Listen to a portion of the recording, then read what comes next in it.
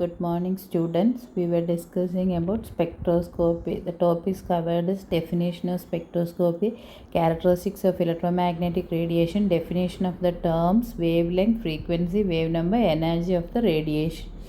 We will have a recap of what we have seen.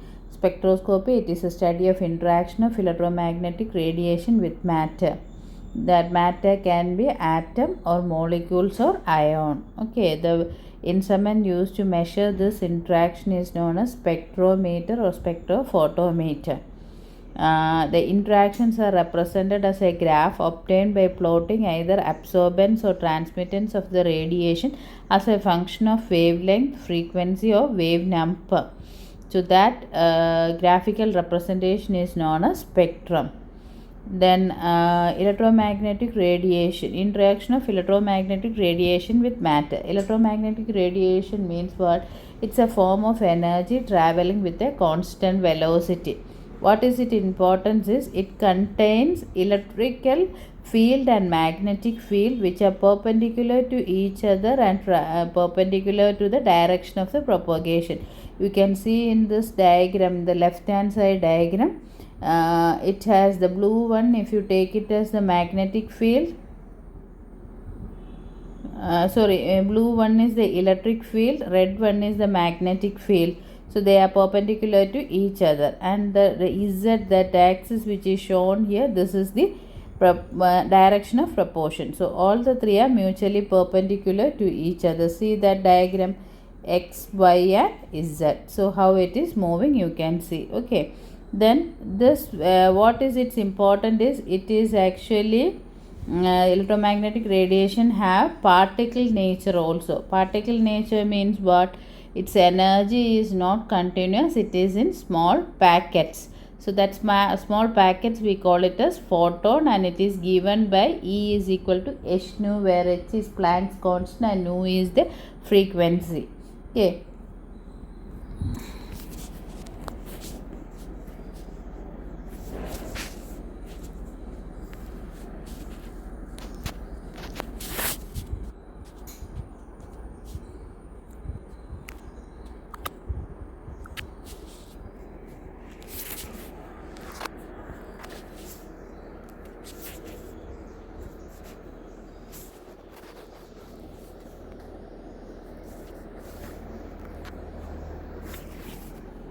So I'm going to the next slide.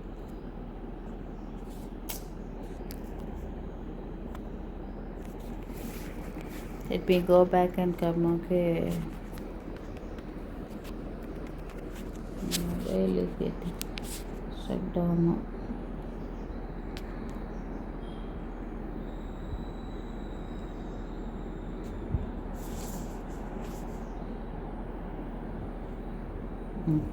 So if we consider electromagnetic radiation as a sinusoidal graph, we can represent like this. Okay. So based on this only we are explaining the terms lambda. Lambda is wavelength, which is the distance between two adjacent crust or trough in a particular wave, and it is represented by lambda. Frequency is the number of waves passing through a point in 1 second, and it is denoted by nu. Wave number is the reciprocal of wavelength, and it is total number of waves passing through a space of 1 centimeter. It is denoted by nu. So when you take this wave, this is a crust, this is a crust, this is known as trough. So the distance between these two is what is known as lambda. Now imagine that you have a point here and this wave is passing through that point. 1 second if you count how many waves pass through it, that is what is frequency. Then next you imagine that you are keeping a 1 centimeter distance and the waves are passing through that.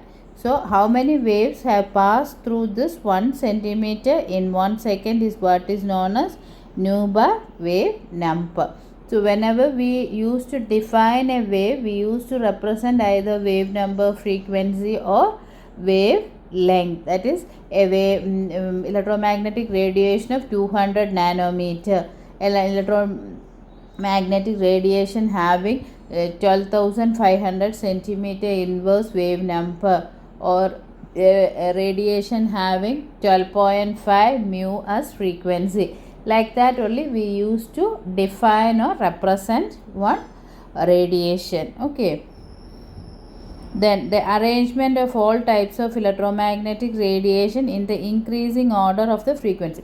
So based on this frequencies and wave number, what happened is they have different properties. A particular range of frequency will have a particular property. Again, if you take another range, it has another property.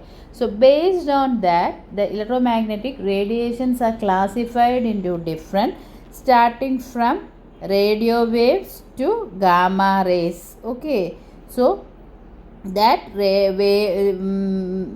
radiations arranged in either increasing order of the lambda or decreasing. If you take both the things, lambda and frequency, it is reciprocal. So if you arrange wavelength in the increasing order, means automatically frequency will be in the decreasing order. That arrangement only we call it as electromagnetic spectra. So each wave has its own properties. Even though they travel with the constant velocity, they have different properties, and when they interact with the matter, they will interact in the different levels of the matter. Okay. Then the interaction of electromagnetic waves with matter, during this process either absorption or emission or scattering can take place. Then based on the process occurring, we have absorption spectroscopy, emission spectroscopy and scattering. You imagine that you have two energy levels here. If you are sending the radiation, an atom or a molecule here goes to up level by absorption of the energy. This is known as absorption spectroscopy. Similarly, what happened? The molecule existing in the higher energy level will not be stable. It has high energy.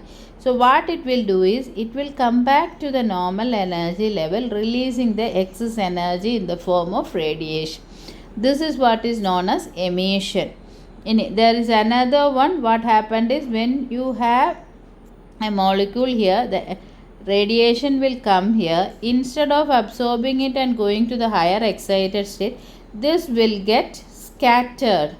So if we study about the scattering of the energy levels, what happened is, that is what is known as scattering spectroscopy. And scattering spectroscopy, we should be very proud, because it was actually invented by the great Indian Dr. C.V. Raman. He did all the experiments in a small lab he set up in Bangalore, in his own house, near the house. Okay, that is what later it has been converted to a very eminent and famous institute, Indian Institute of Science. While you are going for the higher studies and all, may God let you give an opportunity to go to these eminent institutions. Okay. Based on the nature of the matter, two types we can have. One is atomic spectroscopy and one is molecular spectroscopy. Atomic spectroscopy means atom will be the one which is interacting. Molecular means molecules will be the interacting. We are going with the molecular spectroscopy. So when we consider the case of molecular spectroscopy, we have to see the energy levels in the molecule. Molecule consists of various energy levels like translational, vibrational and rotational. Translational energy levels is not quantized, it is a continuous one. Otherwise also, when you consider, it is a movement of the molecule. So movement of the molecule is somewhat restricted when we take as such is it. So we won't consider translational energy level. What are the things we used to consider is vibrational and rotational energy levels. Okay.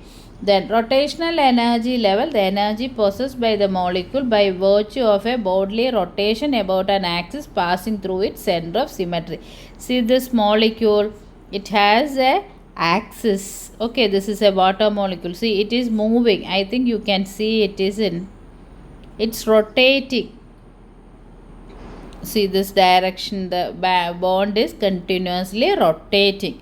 So this Due to this motion, some energy occurs to the molecule. That energy is represented, or it is existing in the rotational energy levels, and that energy is known as rotational energy.